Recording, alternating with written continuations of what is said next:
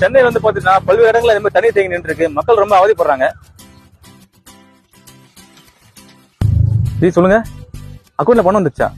இப்ப எப்படி மாத்திரம் பாருங்க. மக்களே பாத்துட்டீங்கன்னா இப்ப வந்து எங்கேயுமே தண்ணி நிக்கல. ரோட்லாம் ரொம்ப பளபளன்னு இருக்கு. என்ன பண்ணிட்டு இருக்கீங்க? எங்க பார்த்தாலும் தண்ணி நிக்குது, ரோட்ல தண்ணியே வடியல. பேஷா பண்றேன், அருமையா பண்றேன்.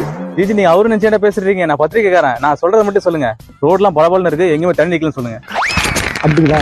இப்ப பாருங்க ஜி, ரோடு அவ்வளவு தெளிவா அழகா இருக்கு. சின்ன ரவ தண்ணி கூட இல்ல.